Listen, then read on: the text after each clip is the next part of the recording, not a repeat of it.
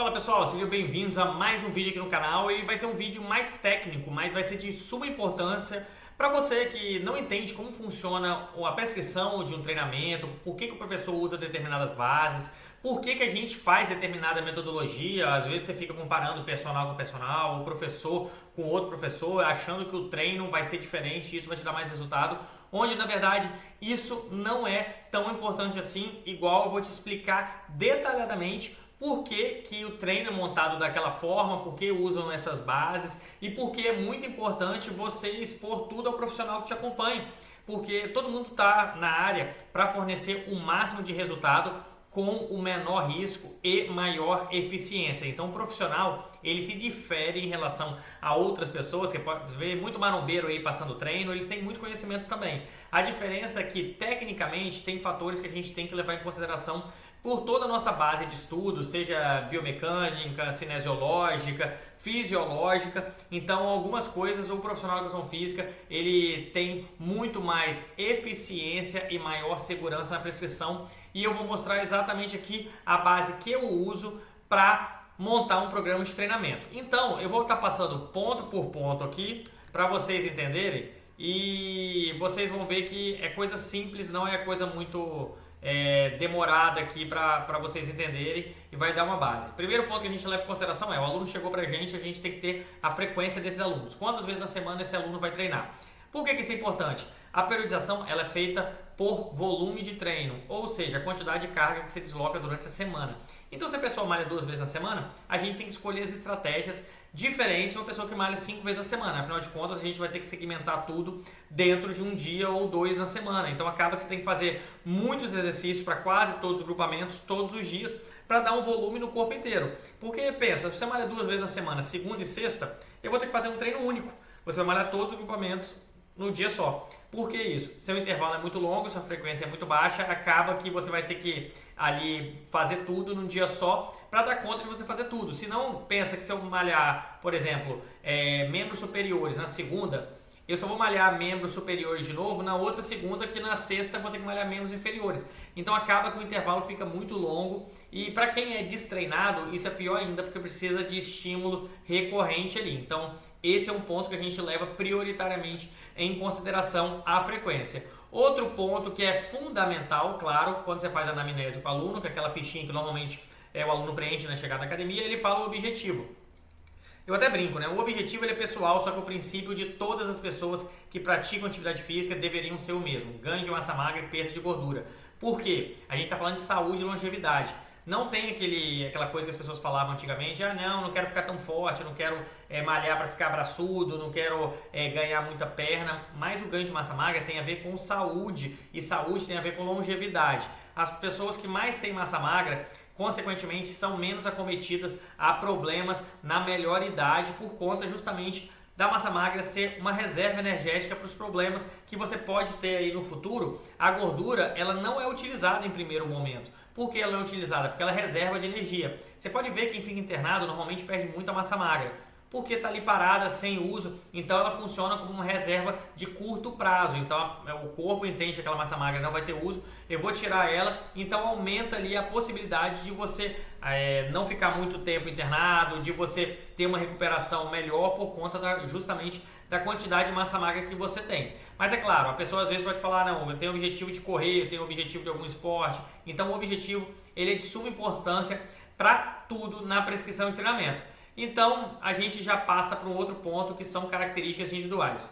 O que são as características individuais? Tem alguma limitação? Tem algum problema articular? Tem dor na coluna? Tem algum critério ali psicológico que altera o processo de treinamento? Por exemplo, eu não gosto de fazer esteira.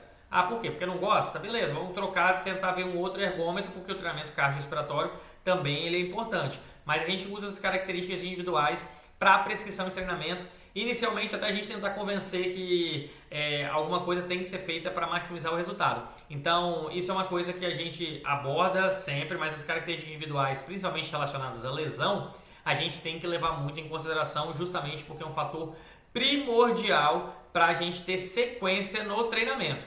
Beleza? Aí aqui a gente já entra numa parte que é muito técnica, que é a prescrição do treino neuromuscular propriamente dito, que é a sua ficha de treino na musculação. Como que funciona uma prescrição, né, na prática? Como eu disse que aqui já tem a frequência de treino, que eu já expliquei para vocês, tem as características, os objetivos, você vai prescrever o treino. O que normalmente a gente faz um aluno sedentário que chegou na academia? A gente tenta minimizar ao máximo a possibilidade dele sentir dor. Mas por que a gente tenta minimizar a possibilidade de sentir dor? Porque a gente quer que ele volte no outro dia. Para quem já é marombeiro aí, sabe que a dor é o que leva a pessoa a treinar no outro dia, porque se não sentiu dor, não treinou. Porém, é altamente contra-intuitivo uma pessoa que se matriculou na academia agora e vai treinar e no outro dia está morrendo de dor. Sendo que ela tem atividades laborais, sendo que ela pode ter uma resistência à dor muito menor do que a outra pessoa. Então, a gente tenta minimizar. Por isso que geralmente a gente faz uma série bem tranquila, uma série em cada exercício ali para conhecer, ver qual vai ser a resposta no segundo dia, no terceiro dia. Aí na segunda semana já monta uma outra série de exercícios, já tendo feedback dessa resposta. Mas aí você pode estar se perguntando, tá, mas o que fisiologicamente deveria ser feito? Deveria ser feito uma série realmente muito forte, isso é fisiologicamente. Uma série muito forte, com grandes estímulos, para a pessoa realmente sentir que o corpo ali está funcionando. Por que a gente não faz o que é fisiológico? Porque tem uma parte comercial. Se a pessoa não voltar no outro dia, e a tendência é grande ela não voltar por excesso de dor, se ela for atrapalhada no trabalho, se atrapalhou as atividades de casa, atrapalhou o cuidado dos filhos, trouxe uma percepção diferente do que é o exercício, porque psicologicamente você pode criar o que você quiser na cabeça. E se está sentindo muita dor, pensa, você está pagando para sentir muita dor, tem gente que não é tolerante à dor, isso pode levar a uma objeção à ida da academia. Por isso que a gente tem que ir com cautela no geral, para justamente a gente ir progredindo aos poucos com essa tolerância à dor. A dor ela é extremamente necessária na musculação. Porém, o seu nível de tolerância à dor, ele vai aumentando. Então, ou seja, consequentemente, tem gente que sente mais, tem gente que sente menos. Então, a gente vai sentindo de acordo com o feedback que cada aluno proporciona. Então, aqui a gente já entra numa outra parte, que é... Vamos lá. Deixa eu só destravar aqui. A gente vai para justificativa, por que a gente usa isso dentro do programa de treinamento. Divisão de treinos, metodologias, bases fisiológicas, metodológicas, estímulos mentais. O que acontece? Hoje, particularmente, eu prefiro, de acordo com a frequência do meu aluno, segmentar sempre um dia de membros inferiores, um dia de membros superiores. Por quê? Geralmente a gente tem um intervalo muito bom para praticar. Mulher gosta mais de malhar membros inferiores, então, consequentemente, eu dou um estímulo muito maior nos membros inferiores do que membros superiores. Mas todos eles, o volume é muito grande. Um dia só treinando perna, e como tem exercício que a gente não consegue segmentar anterior e posterior, principalmente em perna, eu tento fazer tudo num dia só, se possível. Se a pessoa não malha 6 vezes na semana, tem aluno que malha 6 vezes na semana, eu segmento anterior, posterior, enfim. Então, eu dou uma mexida. Mas se a pessoa malha 3, 4 vezes na semana, um dia braço, um dia perna, um dia braço, um dia perna. Geralmente no dia de braço eu boto abdômen, no dia de perna eu não coloco abdômen. No dia de perna, eu prioritariamente escolho exercícios que me fornecem muito mais resultados. Quais exercícios? Nenhuma série de perna minha vai faltar agachamento. Seja ele livre, seja ele no hack, seja ele no Smith, vai ter que ter obrigatoriamente agachamento. Obrigatoriamente eu uso a cadeira abdutora. Por que eu uso a cadeira abdutora? Eu já expliquei em diversos vídeos. Mas tem até um vídeo aqui, se você quiser olhar, só sobre a cadeira abdutora, que trabalha o glúteo médio. O glúteo médio ele é muito importante, principalmente para a mulher, que ele segura o glúteo máximo lá em cima. Então ele deixa o glúteo máximo aquele aspecto de bunda alta, ou seja, a sua bunda não vai ficar caída. Não adianta só malhar o glúteo máximo, porque seu glúteo máximo pode ser hipertrofiado, só que ele não vai dar base, porque ele pode cair, que é um músculo muito volumoso. Se ele não tiver uma estrutura por trás, que é o glúteo médio, ele vai cair mesmo sendo um músculo muito trabalhado. Então, por isso que a gente tem que trabalhar o glúteo médio. Então, a cadeira abdutora é um exercício que nunca sai das minhas séries, justamente por conta disso. Então, eu uso por base exercícios que me fornecem melhores resultados. Então, eu prefiro os exercícios multiarticulares para membros inferiores e faço alguns exercícios isolados também, principalmente posterior de coxa, glúteo também eu gosto de fazer para algumas alunas que querem puxar um pouquinho, eu gosto do glúteo caneleira, mas claro, dou estímulos naqueles que têm uma solicitação maior, por exemplo, o agachamento, que é o exercício, como eu disse, que eu não tiro. Só que a gente fala de estímulos mentais, né? Então, o treinamento, ele é muito monótono, o treinamento da musculação é muito monótono. Eu, particularmente, tento ensinar para os meus alunos que tem que ter resultado na monotonia. Por quê? Porque a vida é dada por repetição. Quanto mais você repete, melhor você fica, mais você aumenta a carga e assim você vai evoluindo. Esse estímulo mental de ficar trocando treino toda hora, na verdade, vicia você num comportamento que traz muito menos resultados. Isso por bases científicas.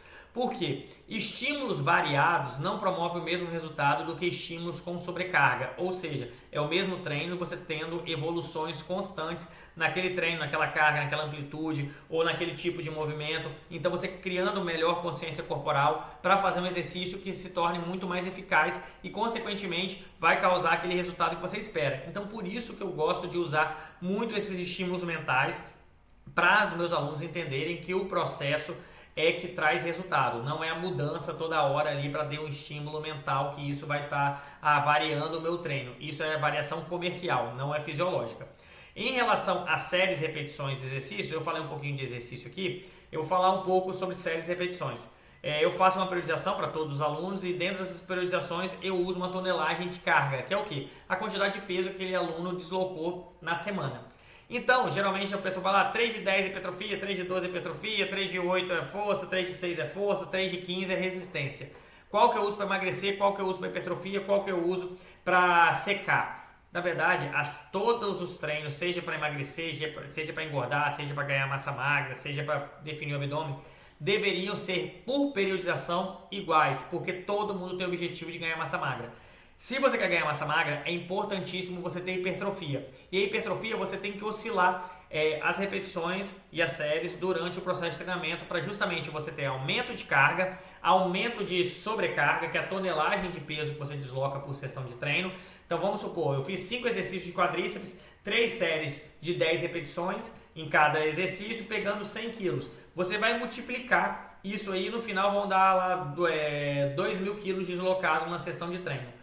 Quando você pega esses 2.000 quilos, o que você vai fazer? Na outra semana você tem que dar um aumento de estímulo. Você pode dar um aumento de estímulo deixando o mesmo peso e aumentando só 2 repetições. Isso vai dar um aumento aí de 20% de carga deslocada na sessão de treino. Mas você não mexeu no peso que você está fazendo. Você continua com os mesmos 100 quilos. Porém, você teve um aumento de repetição. Então, é assim que a gente varia para dar um melhor resultado para o aluno. Então, isso é de fundamental importância você entender que às vezes você vai lá, o treino não trocou porque só aumentou a repetição, mas os exercícios continuaram os mesmos.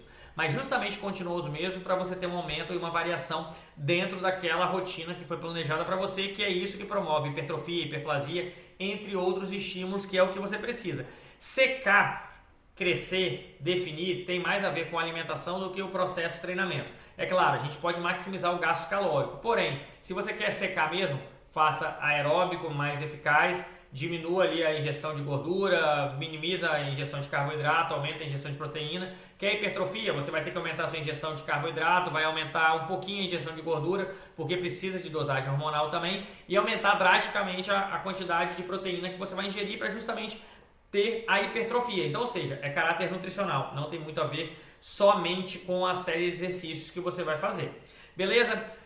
Dificuldades e problemas que a gente enfrenta, justamente por essa questão de monotonia e frequência. A gente tem um problema muito grande em relação à frequência dos nossos alunos na academia. A gente precisa que os nossos alunos frequentem mais, sejam mais recorrentes ali na atividade, até que isso mudou muito depois da pandemia. Então acabou que a gente teve uma importância muito grande durante ali esse processo que foi muito traumático, só que as pessoas viram que a saúde é uma coisa que você não pode deixar para depois, porque talvez você precise dela e você não tem e pode ter problemas maiores. Por isso que esse comportamento tem que ser mudado e as pessoas entenderem o processo, eu acho que é de fundamental importância, até por isso que eu estou fazendo esse vídeo aqui, para vocês entenderem que existe uma ciência muito grande por trás e tudo tem um motivo, independente do profissional que você pega. Eu sou contra a gourmetização fitness. O que é gourmetização fitness? Hoje tem as pessoas inventando a roda para serem mais comerciais e tal. Eu sou meio old school, eu sou aquilo que deu certo a vida inteira e vai continuar dando certo. Porque essas mudanças têm mais a ver com uma necessidade, até da geração, uma necessidade do mundo em ter sempre mudanças para ver se o resultado vem, para ver se isso traz ali uma variação psicológica para levar a pessoa até o exercício. Eu prefiro mudar o comportamento da pessoa para a pessoa entender realmente as bases fundamentais, os pilares da real mudança que a pessoa tem que ter do que ficar variando sempre, não vou fazer, vamos fazer supino com perna em cima, fazendo abdominal no mesmo exercício. Não, um dos princípios do treinamento esportivo é a especificidade. E a musculação, ela é extremamente específica. Se você quer malhar peito, você vai lá, tem um exercício que malha peito, tem exercício que malha a porção superior do peito, inferior do peito. Para que eu vou malhar peito com abdômen? Sendo que a necessidade que você tem é crescimento do peito. Depois você vai lá e malha o abdômen. Mas conjugar, fazer exercício, quero fazer funcional para ter um estímulo diferente, não é característica do treinamento que vai te gerar hipertrofia, que vai te gerar resultado. Pode gerar um conforto psicológico que você está fazendo uma coisa diferente e isso te motiva. Eu até brinco do CrossFit, né? Muita gente chega até mim e fala, você gosta do CrossFit? Gosto como uma modalidade comercial e levar a pessoa para atividade física. Ou seja, é o benefício de levar uma pessoa para atividade física e tirar ela do sedentarismo. Ok, isso eu acho válido. Mas a falta de metodologia para fornecer resultado leva a um índice de lesão muito grande, justamente por sobrecarga, e levar uma veia competitiva maior do que a prudência, que é uma das bases do nosso código de ética enquanto profissional de educação física. A gente tem que ter princípios para justamente levar a atividade física com melhor eficiência e menor risco possível, para justamente não ter problemas aí em articulações, problemas de lesões graves, causados muitas vezes pelo excesso de competitividade, que é a modalidade do CrossFit. Você compete sob carga, tem um monte de gente do seu lado, treinamento em grupo é uma coisa que estimula demais. Não estou dizendo que o CrossFit machuca, estou dizendo que as pessoas muitas vezes, por empolgação, elas se machucam. Então, é uma diferença que a gente fala. A musculação, a maioria dos exercícios são isolados justamente para minimizar o risco. Então, a máquina é exatamente feita para malhar tal exercício de maneira presa, que fornece um resultado muito grande, de maneira mais segura, até sem tanta supervisão do profissional de educação física, porque justamente a máquina foi projetada para não ter profissional orientando, tanto que tem um monte de coisa escrita. Geralmente as máquinas importadas, elas vêm porque não existe profissional de educação física em outros locais do mundo, por isso que é extremamente necessário a gente entender todos esses processos para ver que tudo tem uma base. Mesmo você tendo na musculação, não tendo a supervisão de um personal ou o professor não ficando na sala, o próprio equipamento foi projetado para te dar 100% de segurança. Por isso que ele é todo preso, tem apoio para as costas, tem um braço mecânico que faz um ângulo correto para o seu braço. Foi estudado por engenheiros e educadores físicos ou técnicos em biomecânica para ter a melhor ergonomia do exercício para ativar aquele músculo específico. Então, tudo isso é muito pensado para te fornecer resultado. Beleza? E uma parte importante eu gosto de falar sobre métricas e avaliações. O ser humano ele vive de meta. Se ele não tiver meta, normalmente ele se perde. Então ele precisa obrigatoriamente ter ali uma data para fazer uma avaliação, ele tem que ter uma base, então uma avaliação inicial. Para quê? Para isso gerar um estímulo psicológico para ele continuar treinando e ter ali a continuidade do processo de treinamento, tendo sempre a gana, né, de conseguir resultado, mantendo o foco na dieta, mantendo o foco para chegar e treinar, performando mesmo ali no processo de treinamento. Então a gente precisa sempre ter essas métricas para motivar. Daqui a 30 dias você vai fazer outra avaliação. E quando falta uma semana, eu falo, daqui a uma semana você vai fazer uma avaliação. Isso é muito importante para estimular a pessoa a treinar mais e melhor e ter realmente o resultado todo aquele sufoco que está passando no processo de treinamento, ter um feedback tanto positivo ou negativo, caso tenha, também acontece de você estar treinando e ter resultado negativo e ter que ajustar ali o treinamento, ou a periodização, ou a frequência de treino, ou a alimentação para ter melhores resultados. Beleza? Espero que vocês tenham gostado. Passe isso para as pessoas que você acha que precisa ouvir, porque foi um conteúdo que eu resolvi preparar para vocês, para tirar o máximo de dúvida que vocês têm aí sobre o tema. Beleza? Muito obrigado, até a próxima. Tchau, tchau!